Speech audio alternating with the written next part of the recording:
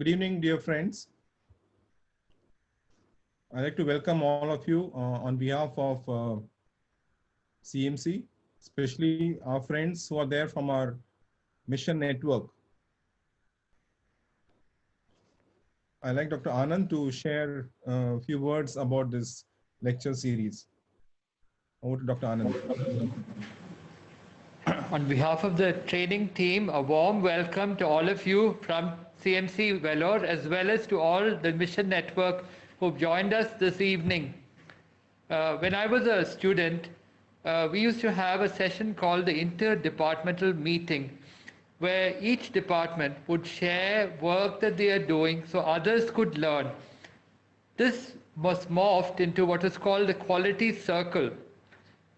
In the context of the pandemic, our hospital is doing a lot of COVID work. Many departments are working together, learning about the new disease and trying to practice good medicine in relation to the health problem that we are seeing in front of us. The concept of the COVID public lecture series is to share what we are learning here and what we are doing to a larger audience, both in CMC as well as outside, which may influence practice in different corners of the country. So I'll introduce the lecture series that the purpose is to provide clinicians with up-to-date knowledge on integral aspects of COVID management in order to inform clinical care and improve patient outcomes, and to bring doctors involved in clinical care of patients so that questions regarding the feasibility of interventions and barriers to their implementation across diverse scenarios are examined and addressed, and to provide ideas for further innovation and help clinicians design or refine protocols in the context of available resources. We have planned for the beginning 5 lectures, and we are on the second one on the antivirals and anti-inflammatory therapy. Now, there are certain ground rules. So when you've logged in, type in your name and the name of your institution in the chat box, turn off your video and microphone, and if network connectivity is poor, sign out and sign back in audio mode. Type in questions in the chat box, and if there are questions or queries which are not addressed, you can write to us after the lecture. To chair today's session, we have Dr. Rajiv Karthik, who is a professor in infectious disease.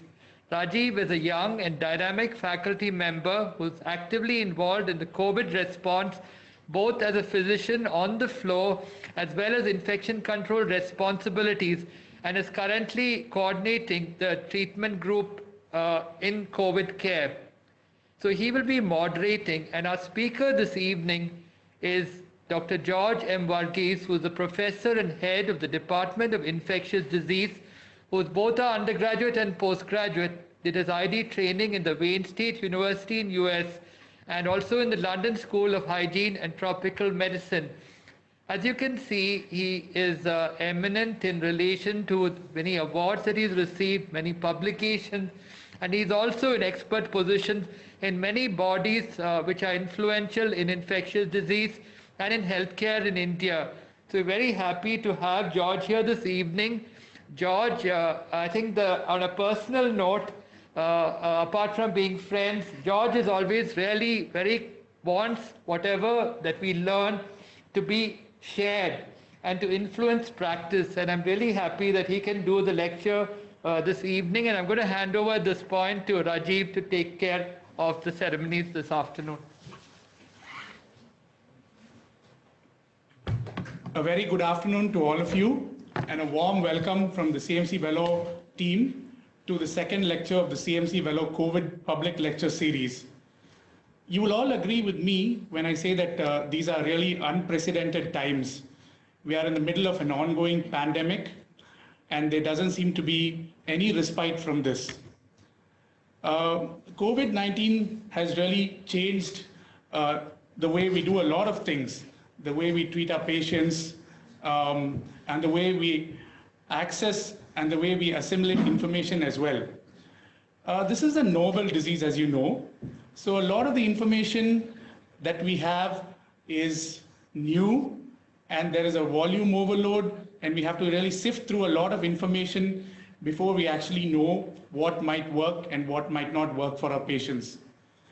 So today we're going to look into the antiviral and anti-inflammatory therapy of COVID-19 in adults, which is very important, which is probably the cornerstone of the management of COVID-19 disease. And to do this, I'll hand over to Dr. George M. Verghese to demystify and to simplify this concept of antiviral and anti-inflammatory treatment.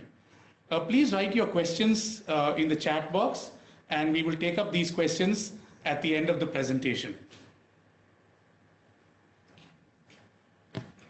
Good afternoon, friends.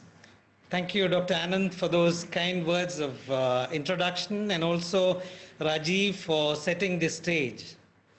Friends, as we all know, our knowledge, understanding, and also the scientific evidence of COVID-19 has been evolving in a pandemic speed. It has been quite strenuous for each of us to keep pace with the evolving evidence, and as an endeavor to summarize the evidence which is relevant for clinical practice, we have started this series, and a lot of credits go to Dr. Anand and team in putting it all together. Today we will discuss two important aspects of treatment, which are antivirals and immunomodulatory drugs for the treatment of COVID-19. As we all know, to make rational treatment decisions, we need to understand the natural history of the disease, particularly the viral dynamics and also the different phases of the disease. That will help us in choosing the appropriate drugs at the appropriate timing. We will go on to discuss the various antiviral agents which are available, and also the immunomodulatory drugs. We will also discuss what has been proven to be beneficial and what is not. Finally, I will try to provide some strategies for optimizing clinical care. In your day-to-day clinical practice, how do you strategize in providing optimal care? As you all know, once the virus exposure occurs, it takes about 5 to 7 days for the symptom to appear. So the time before that, the pre-symptomatic phase and the symptomatic phase, we know that during the pre-symptomatic phase, there is active viral multiplication in the respiratory mucosa. If you look at the PCR done on nasopharyngeal samples, about 2 to 3 days prior to the onset of symptoms, the PCR become positive. It kind of peaks during the initial days after the symptom onset. And subsequently, in the second week onwards, the PCR positivity rates come down as the antibodies are developed, and the PCR positivity can remain or continue for several weeks, and it has been documented to be positive for more than 3 months or up to 3 months. Now, we must remember that although the PCR is positive, these are not virus which is actively multiplying. This has implications in terms of infection control and transmission of the disease. As you can see, the viral multiplication, this is based on the culture of the virus. You can see that purple graph. By 10 days, beyond 10 days, people with mild and moderate disease, you're not able to culture the virus. You must remember that the maximum infectivity is within the first few days after the onset of symptoms and probably a couple of days prior to that. And the transmission can occur usually up to 10 days. In people with severe disease, it is seen up to 14 days or so. Now, rarely, in about 5% of people, you might be able to culture the organism beyond 2 weeks, maybe up to the end of 3 weeks. If you look at the lower respiratory sample for PCR positivity, the PCR positivity is slightly higher and it stays longer. So people with lower respiratory involvement, they may have slightly longer viral shedding, and the PCR positivity will remain for longer period of time.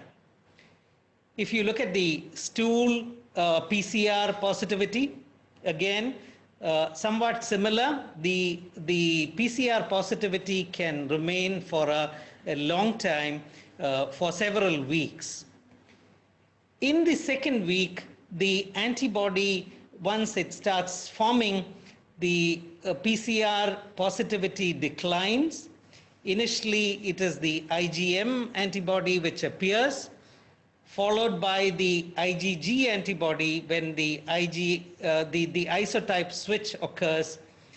The IgM antibody may come down, it may not become negative, but the amount of IgM antibodies usually may come down in about 6 weeks to a significant level. However, the IgG antibodies will remain positive for much longer time. Now, you will understand that if you're using an antiviral agent, intuitively, it is best effective when the virus is multiplied, i.e., in the first 2 weeks, if you give the antiviral agent, the efficacy may be better, or that is where you might find efficacy with the antiviral agents. If you try to look at the clinical course and the outcome, this is data from China, well documented patients with hundreds of patients where they looked at their symptoms and their severity, each of the events including SIRS, ARDS, and multi-organ dysfunction, and ultimately death or discharge. You can see that those who go on to develop moderate to severe disease may have persisting fever and cough beyond 10 or 12 days. Then subsequently in the second week, the dyspnea starts, requiring ICU admission or ventilation. And that is the time when the systemic corticosteroid may be effective. And you can see that the PCR for RNA will remain positive for several days. By the usually the complications set in by day 10 to 12, going on to develop ARDS, multiple organ involvement, and subsequently either death or recovery from the disease. To put it in another way, you can say that the viral replication, the active viral replication occurs in the initial 2 weeks, and the systemic inflammatory response to the virus occurs in the second week onwards, second and third week to be precise. Now, in the second week, initially in the first half of second week, you can see that they are hypoxic. There is lower respiratory involvement, but it takes few more days for them to become significantly hypoxic, and that is the time when if you give remdesivir, there's proven benefit if it is given before day 10 or at least before day 14. If the disease progresses to require oxygen, that is the time when they are when they have benefit with dexamethasone. You can see that when it comes to the inflammatory response phase, all the inflammatory markers are elevated, including CRP, IL-6, D-dimer, ferritin, so on and so forth. They may have cardiac involvement as evidenced by troponins or pro-BNP elevation, etc. Initially, in the viral replication phase, you may have only the lymphopenia as a marker of the disease, which you might be able to see in the blood counts. Now, in terms of treatment, there are multiple antiviral drugs which are available. Remdesivir is the well-studied drug, and also hydroxychloroquine and lopinavir and ritonavir. All these you are familiar with, and there is sparse data available with favipiravir and the other drugs. The immunomodulatory drugs, well studied, is corticosteroids and the IL-6 inhibitors like tocilizumab, and less studied agents to suppress the inflammation as well. Now, if you look at the viral life cycle and the potential drug targets, the virus attaches to the ACE2 receptors on the respiratory epithelium, on the type 2 pneumocytes.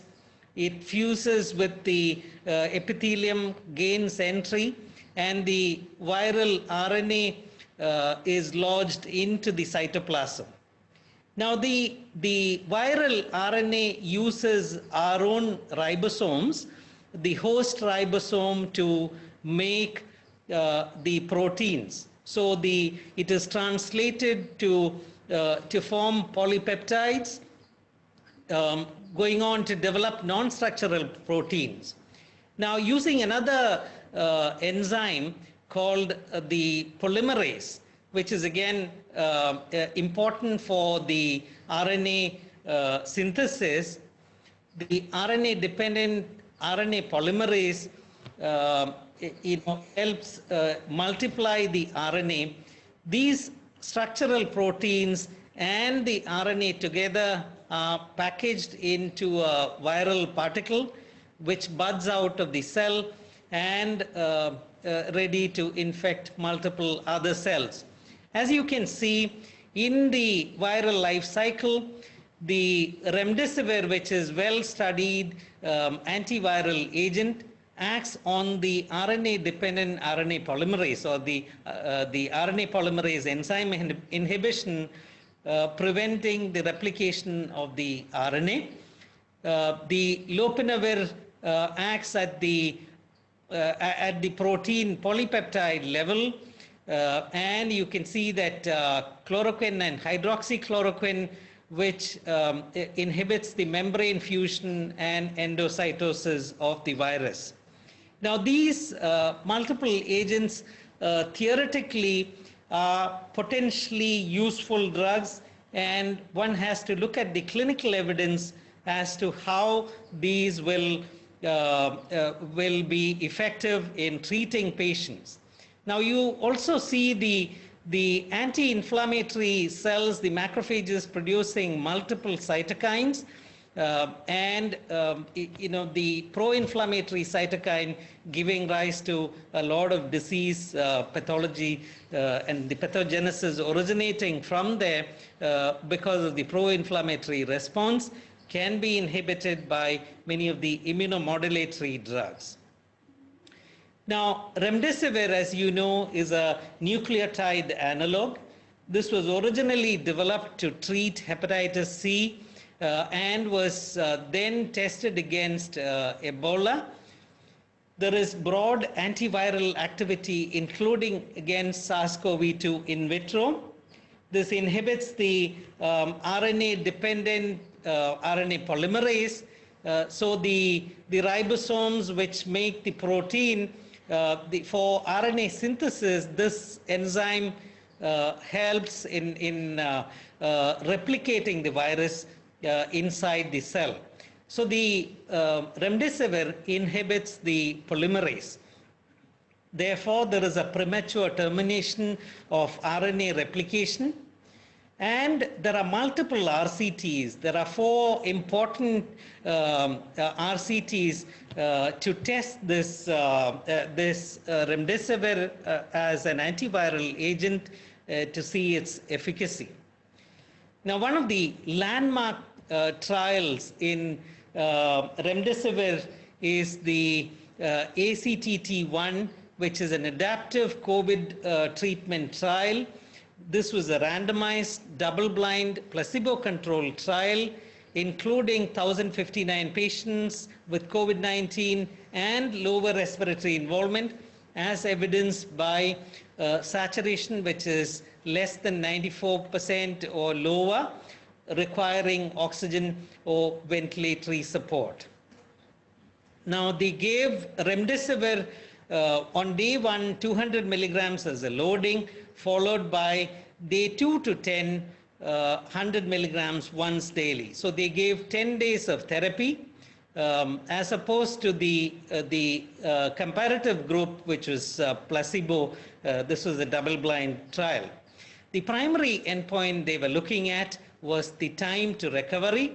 As you can see in the lower table here, in the remdesivir arm, the mean recovery time was 11 days as compared to placebo, 15 days. So what it really does is it reduces the recovery by 4 days, which is a big deal in somebody who is sick in the ICU. You can imagine the benefit which you can get. If you look at the Kaplan-Meier curve, you can see that the maximum benefit, the curves are separated or wide apart in patients requiring oxygen. You can see that the lower left graph, as compared to, let's say, somebody who's on ventilator or ECMO, the difference is not so clear. And patients not requiring oxygen, again, there is some benefit. So overall, there is a benefit of reduction of median recovery time by 4 days. But when you look at the mortality, the difference was 7 days versus 12 days in the placebo group, which is not, the difference is not statistically significant. Maybe if you have larger numbers, you might be able to use that. And the other important thing which we must remember is that if you use it during the viral replication phase, you may see the maximum benefit with this drug. The other study which has been important with remdesivir is comparing remdesivir for 5 days versus remdesivir for 10 days.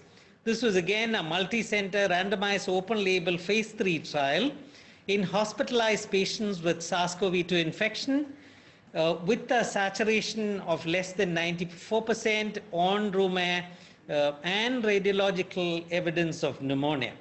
There were 2 groups, remdesivir for 5 days as opposed to remdesivir for 10 days as the comparator.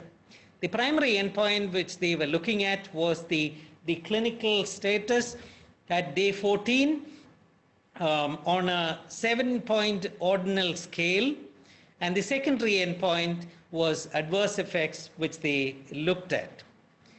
And what they found is, you can see the details on the lower lines. You can see that by day 14, the clinical improvement was similar in both the groups in patients with severe COVID, and there was no statistically significant difference. So to summarize the evidence on remdesivir, it is recommended for patients with COVID-19 pneumonia requiring oxygen. There is improved time to recovery by 4 days. The benefit in ventilated or patients on ECMO is less clear. Probably they have much more advanced disease in the disease, natural history of the disease. They are much more later in the disease. There is numerically faster recovery if the drug is started within 10 days of onset of symptoms, and therefore one may consider sooner initiation of remdesivir in patients with lower respiratory involvement and increased risk. There is no difference which is demonstrated between 5-day and 10 days treatment courses. However, some experts recommend 10 days of therapy for patients requiring ventilation for the fact that their multiplication of the virus is higher and longer. Safety and adverse effect, the two important things which you may have to remember is should not be used in patients with EGFR of less than 30, so severe renal failure, do not use it. Risk of reduced antiviral activity when administered along with hydroxychloroquine. The other important studies for which the evidence came very early on in the pandemic was lopinavir ritonavir. As you all are familiar with this drug, it's a co-formulated drug which is used in HIV treatment. This is a protease inhibitor, and the basis was there has been viral load reduction noted in SARS and MERS virus with this agent. So this RCT was done in China on 199 patients requiring saturation of less than 94% or PF ratio less than 300. The primary endpoint they looked at was time to clinical improvement, and they found that there is no difference. You can see the Kaplan-Meier curve.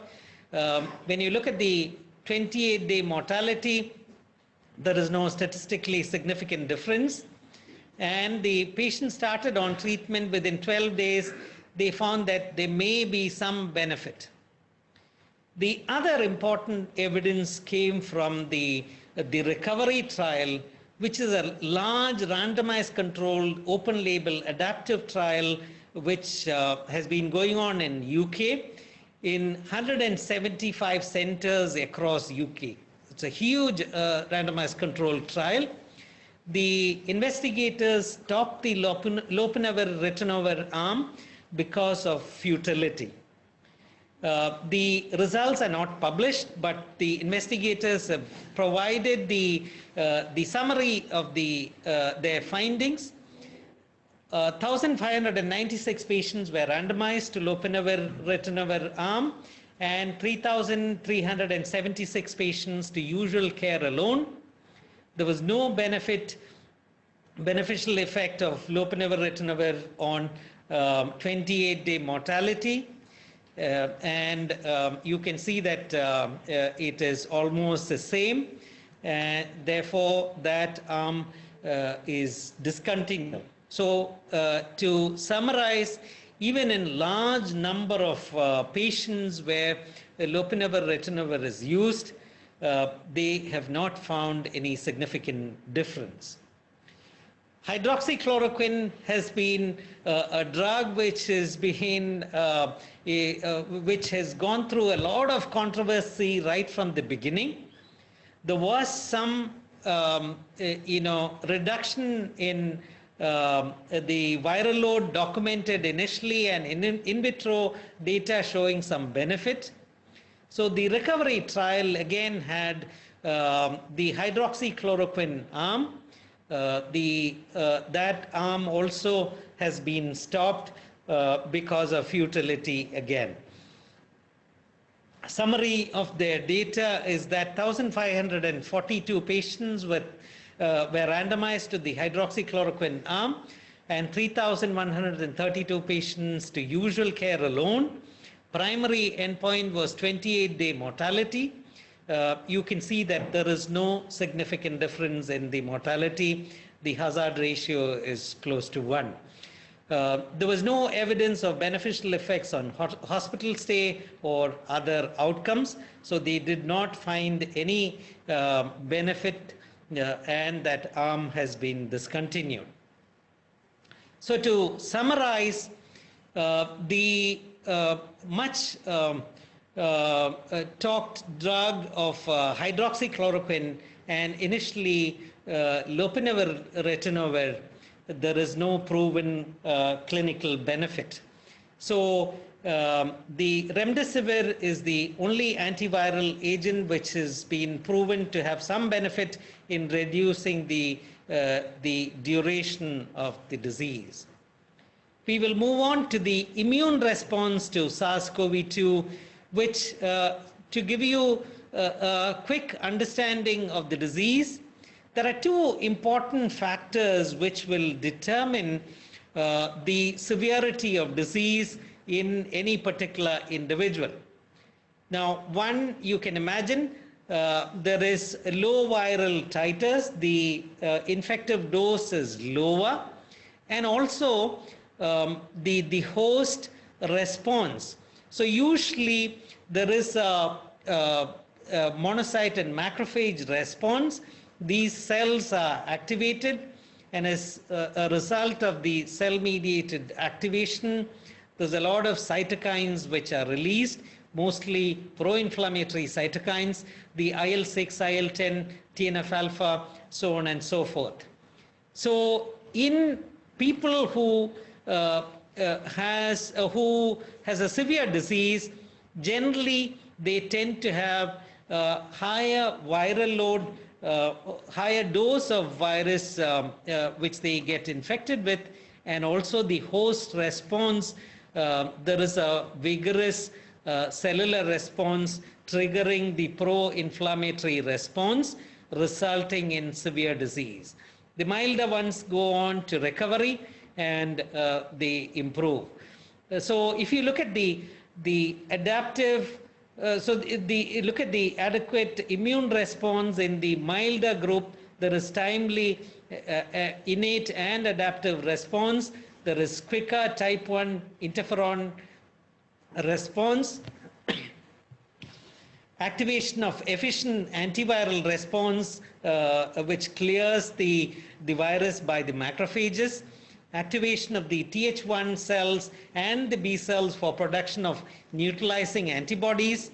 On the other hand, inadequate or inappropriate immune response with inflammatory response, there is delayed or limited type 1 interferon response, endothelial cell death, epithelial or endothelial leakage, or overactivation and exhaustion of T cells and NK cells, accumulation of activated macrophages and cytokine storm.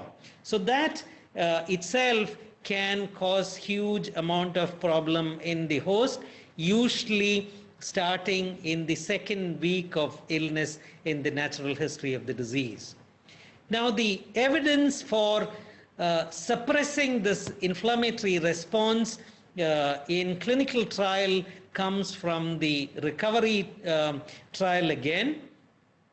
This was tried in hospitalized patients with COVID. There were 2,104 patients receiving dexamethasone 6 milligrams per day up to 10 days. So it is a low dose dexamethasone versus the usual care in about 4,321 patients.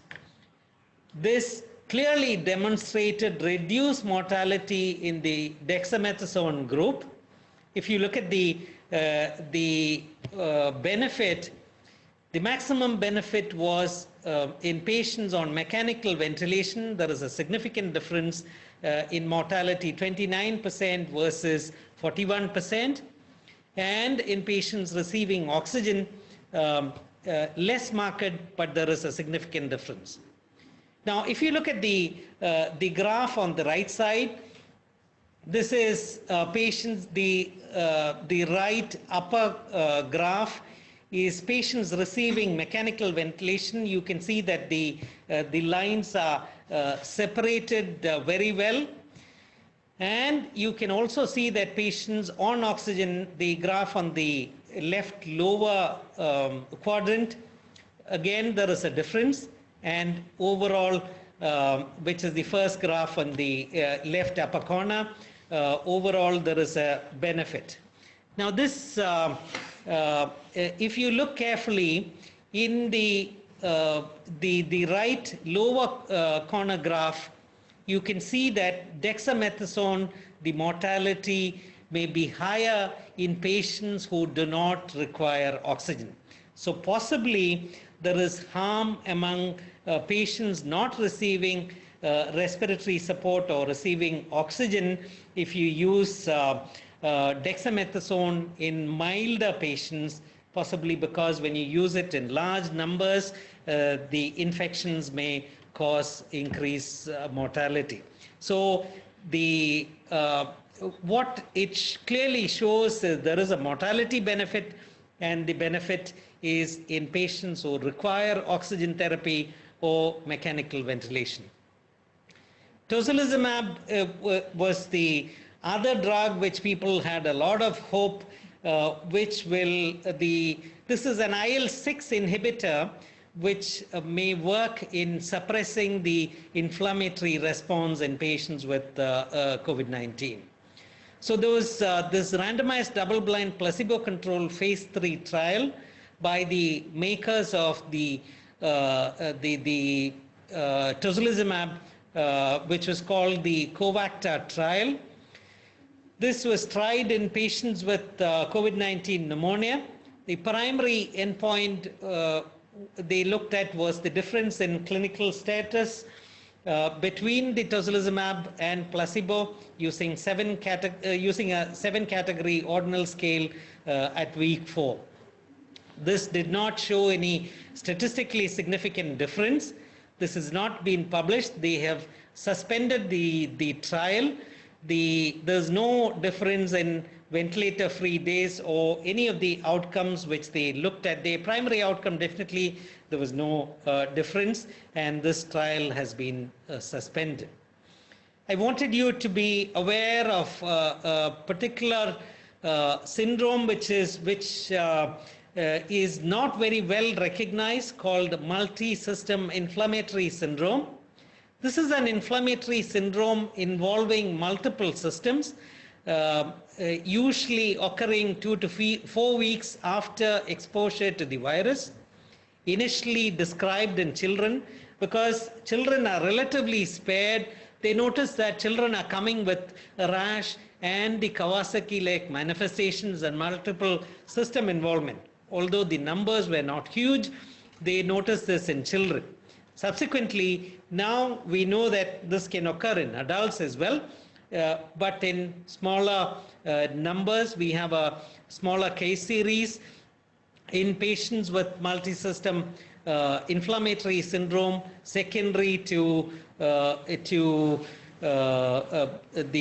COVID or SARS-CoV-2 virus. You can see that the systemic involvement most commonly with gastrointestinal, followed by cardiovascular, hematologic, mucocutaneous like Kawasaki, and respiratory involvement. SARS-CoV-2 may be positive in about 2/3 of patients, but if you really want to demonstrate in the negative ones, these are patients where you suspect that this is COVID. There is significant interstitial infiltrates or ground glassing on chest X-ray or CT scan, but their PCR is negative. If you check their antibodies, about 30% of them, or those patients, if it's truly MIS, they may have positive antibodies. How do you treat it? Usually higher dose steroids. And in the large series, close to 200 patients described in this NEJM publication, they used IVIG in a significant proportion of patients. Now to come to the last part of my talk, strategies for optimizing clinical care. How do you strategize? you assess the disease severity and the risk factors for severe disease. You consider the duration of illness in your strategy.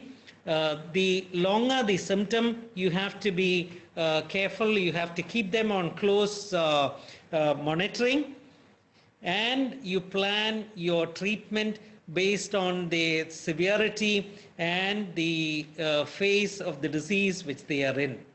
As you know, the vast majority of patients are in the milder or asymptomatic group. It's only a smaller proportion, less than 20%, may have severe disease or critical disease and may go on to develop mortality in much less than 1% of cases with COVID. Among all these symptoms, the three cardinal symptoms which will be quite helpful are fever, cough, and breathing difficulty. And if you try to look at the duration of these symptoms, and then if you find that their symptoms are lasting for more than 5 days, you look for these warning signs such as breathlessness or respiratory rate which is more than 24, saturation which is less than 95, fatigue with heart rate of tachycardia, heart rate of more than 110, systolic blood pressure which is less than 90. Keep these patients on a close monitoring because they can worsen very quickly. Identify the high-risk group. Generally, the elderly patients above 50, 60, they with other comorbidities. You can see the picture on the right side. The cardiovascular disease, diabetes, chronic respiratory disease, etc. These are not an exhaustive list. These are common ones. Their risk of severe disease and death are much higher. So if they have symptoms persisting for longer duration, and if they have any of these risk factors, you will keep them on close monitoring. There is a good classification by the NIH team. They have divided them into asymptomatic or pre-symptomatic infection, mild illness where there is no lower respiratory involvement. They can have multiple symptoms, respiratory and otherwise, including fatigue, weakness, headache, diarrhea, etc. The moderate illness, their saturation is more than 94, but they have lower respiratory involvement. These are patients who have gone on to develop lower respiratory involvement, severe disease, there is significant hypoxia, and critical illness, of course, they usually end up in ICU with refractory respiratory failure, septic shock, and multi-organ involvement. Now, in terms of treatment, the asymptomatic or pre-symptomatic infection, no treatment required, but you will be careful about infection control measures because they can spread to other individuals, spread the disease to other individuals. Mild disease, all they require is symptomatic treatment. In vast majority, they will recover without any problem, without going on to develop more severe disease. Some people give vitamins and zinc, etc. Not real proven benefit, but there is harmless therapy. You can use some of those. But patients with moderate illness, which means they have lower respiratory involvement and they don't have severe hypoxia, i.e. the saturation is above 94, but there is clear evidence of lower respiratory involvement. And if their duration of symptoms is more than 5 days, certainly that is the patients who will benefit from remdesivir. Patients with lower respiratory involvement and other the risk factors for severe disease, it is probably worthwhile starting them on remdesivir now that the drug has become much cheaper and available across. Now, what has been really proven is for severe disease, there is benefit with remdesivir. You give them 5 days of therapy. It reduces the duration of illness. Dexamethasone, low dose, which is 6 milligrams once daily for 10 days, and also enoxaparin, which I haven't talked about it today because that was not part of our discussion today. That is the other drug. In the prophylactic dose, one may use this. And critical illness, you may use dexamethasone for for 10 days and remdesivir for total of 10 days and low molecular weight heparin on a treatment dose. To conclude, low-dose dexamethasone or corticosteroid has proven mortality benefit in COVID-19 patients requiring oxygen and mechanical ventilation. Remdesivir can shorten the illness if used in the viral replication phase. The benefit with tocilizumab and other immune modulatory treatment has not been proven. Older age and comorbidities are associated with increased risk for severe disease and mortality. Identifying the warning signs and management strategy based on severity and risk factors are crucial in improving the outcome. Thank you very much for your patient listening.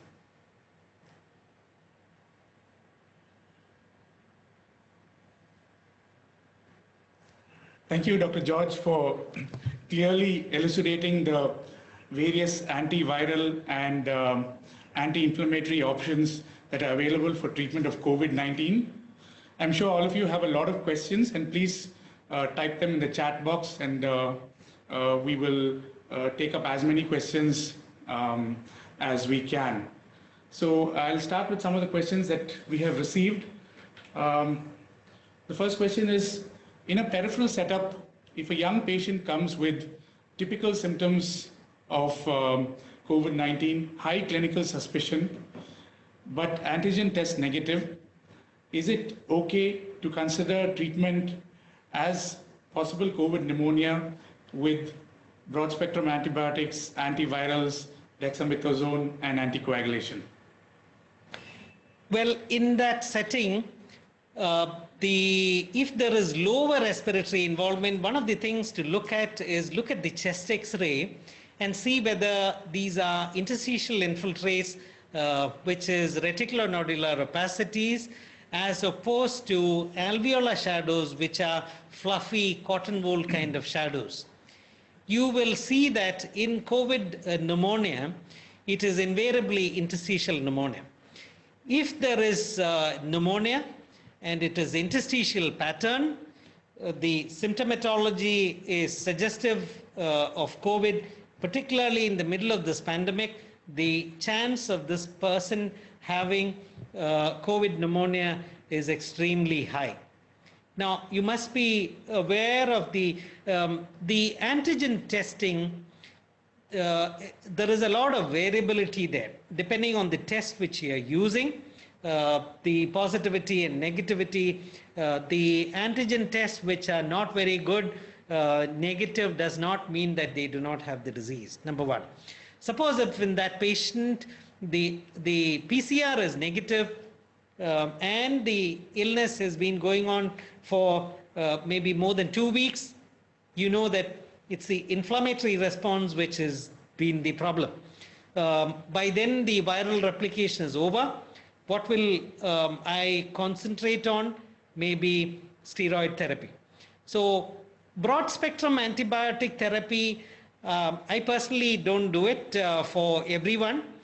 It is only when I see that there are alveolar shadows, fluffy cotton wool kind of shadows, and not the interstitial shadows, there is a possibility of bacterial pneumonia.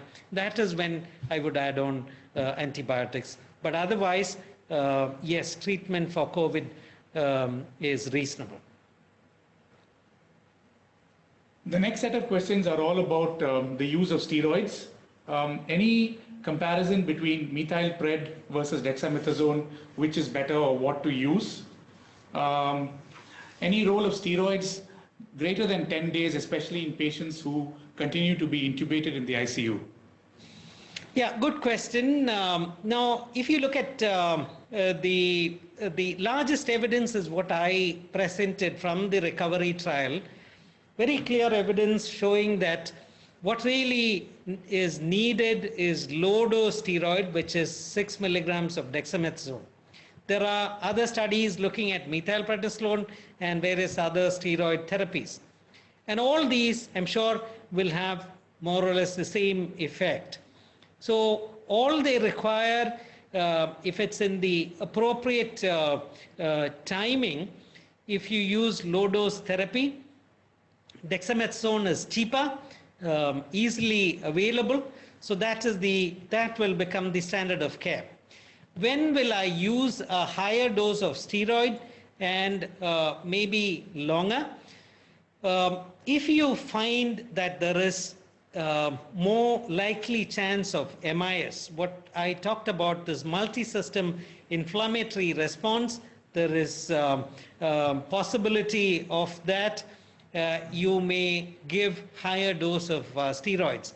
People give 3 to 5 days of pulsed methylprednisolone, followed by smaller doses after that.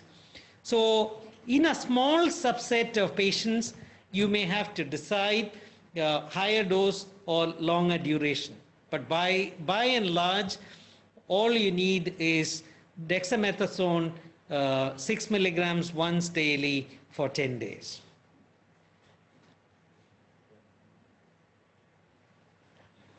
There are a few questions on other potential agents that have shown some sort of benefit but not proven benefit. One of them is a very easily available common drug in our setting, which is ivermectin. So is there any rationale for using ivermectin, and if so, in what situation? Well, ivermectin, there are studies looking at ivermectin. There is no clinical evidence so far. So outside the clinical trial setting, I would not recommend ivermectin. If you look at hydroxychloroquine, was one of the drugs which was much widely used, and at the initial phase of the pandemic, we in fact recommended using hydroxychloroquine, and later we know that in a randomized controlled trial, it didn't show any benefit.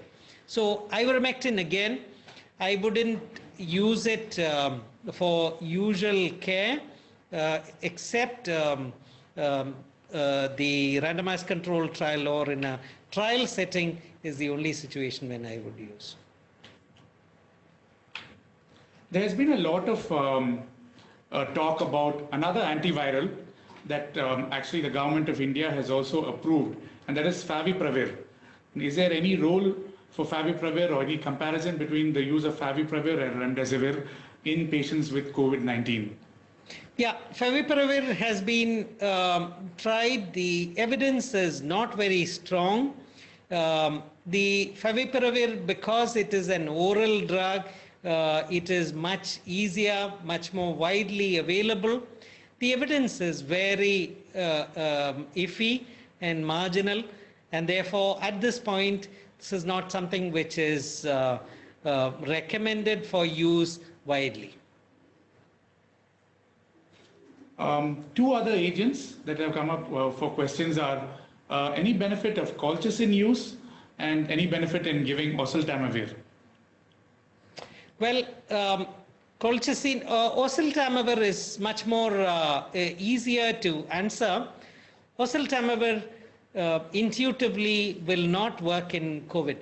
Initially, although people used it, there is no neuraminidase in SARS-CoV-2.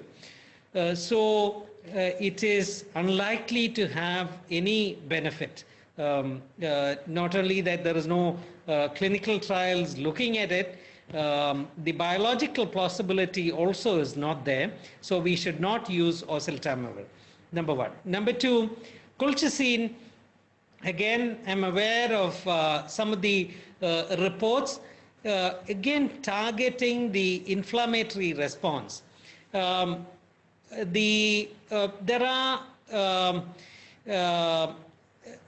the other modalities where people are trying to use, whether it is colchicine or the plasma exchange or various modalities targeting the inflammatory response for immune modulation, none of these have been proven to be of any benefit. As you are aware, the plasma therapy, convalescent plasma therapy, there was a large randomized control trial done by the ICMR. They have suspended the trial because of futility. They have stopped the trial. So many of these modalities I wouldn't really recommend for use in routine clinical care. I would go with what we already have. If you really try to optimize what we already have, you can actually make a huge difference. We'd just like to add a word on colchicine. Definitely, we don't have any strong evidence for the use of colchicine or the benefit of colchicine. But there are anecdotal reports where it is being used in patients with CKD or chronic kidney disease, because as you know, we cannot use remdesivir there. And small anecdotal reports, people have shown that there is some benefit in patients with mild to moderate disease with CKD. So basically, we don't have good evidence, but there may be some anecdotal evidence in this particular group of patients with chronic renal failure in whom it may be beneficial. Yeah, that's a good point, Rajiv. That's true. Any role for azithromycin or doxycycline in the management of COVID-19? The same. There's a huge number of drugs where people have used all this. I don't think we should go for any of these for routine clinical care. The final question is more to do with anticoagulation. George, anyway, you want to take it? Any comments on the use of aspirin, low-dose aspirin in patients with COVID-19? Well, as you know, today our intention was not to include that. I'm sure there's another session looking at that separately. What people look at in guiding therapy using anticoagulants is looking at the D-dimer. What has been shown to have some association is if the D-dimer level is more than 3 times, there may be a benefit. So this is for using low molecular weight heparin. That's the much more well-studied, much more studied therapy. Aspirin, again, people do use as a follow-up treatment later on, but no clear evidence for its benefit tried in trials. So I'm getting a lot of questions on the use of aspirin. I think we'll defer that to the session next week, which is on anticoagulation, and questions on thrombolytics as well. I think there are no more questions, and if you have any more questions, you can definitely email it to the email address that is provided. And thank you once again for your patient listening on this. And I would like to hand over to Dr. Thomas for his final remarks.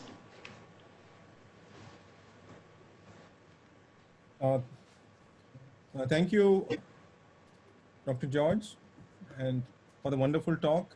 I hope it was a good educational session for all of us, and Rajiv for moderating this session. And I know that this theme was based on this specific topic, but as we hear that a lot of people had other questions too. Since we have our expert faculty still sitting there, and Dr. Anand Zak is also there. If you have any doubts related to clinical management of COVID-19, anything specific you have about clinical management, you can also post it right away in the chat box. So in the next 5 minutes or so, we can spend our time answering those queries on clinical management. And after that, we can summarize this session.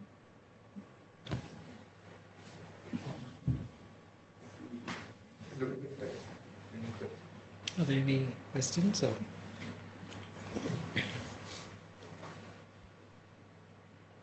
So what is the dose of what are your thoughts on low dose aspirin for everybody above the age of 40?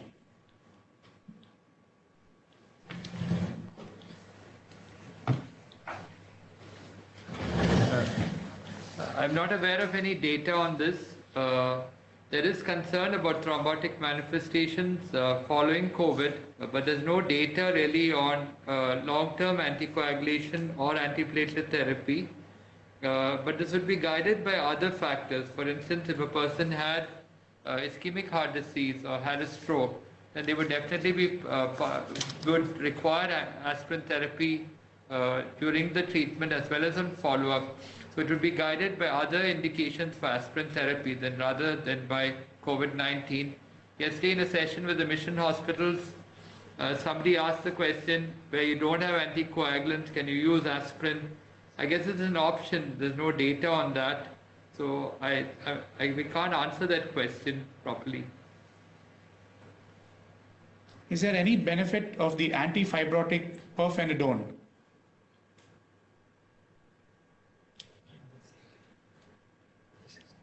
I have not heard any data or information regarding this particular drug. Again, as Dr. Anand said, we really are not in a position to answer that because we don't have enough data or enough evidence for that. Any other questions that you have, please type it in. Can antibody titers be used to measure response or monitor response in somebody who is critically ill? Antibody titers cannot be used for assessing the treatment response or the severity of disease. If you are thinking of, let's say, using convalescent plasma, which has not been proven to be beneficial, what they look at is the level of neutralizing antibodies. So the antibodies generally, when we measure, we are just measuring the IgM or IgG or the total antibody, etc. We have to specifically look at the neutralizing antibodies if you really want to use convalescent plasma for therapy. So to answer the question, no, antibody levels cannot be used to assess the treatment response or the severity of disease.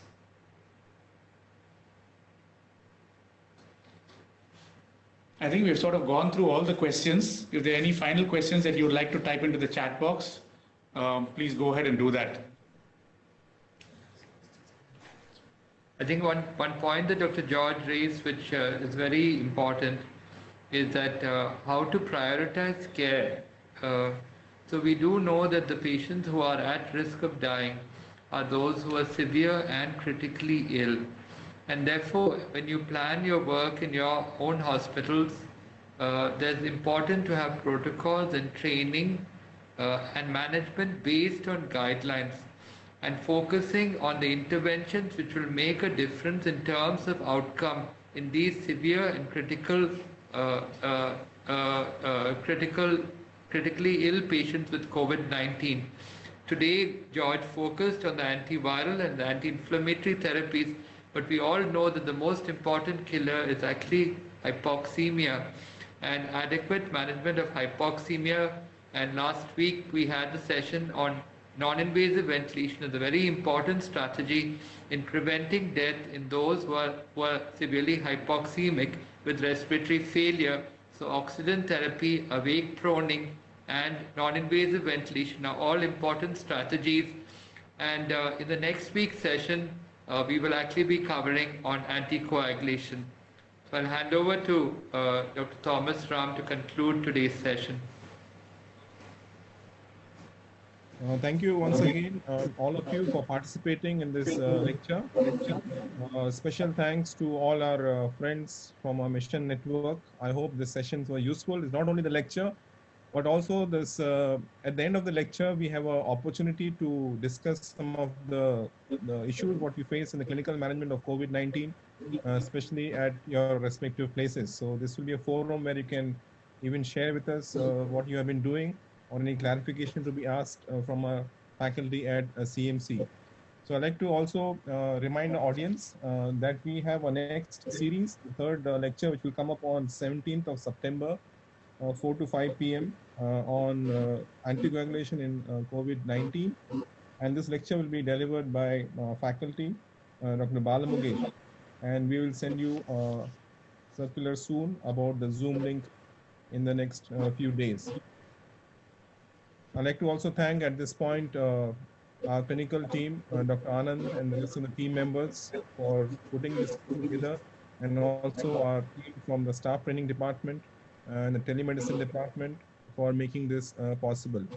So friends, thank you once more for this session you participated, and I hope if you have any more topics which you'd like to be discussed, please email to us at ccc.training.ac.in. Have a good evening and stay safe. God bless you.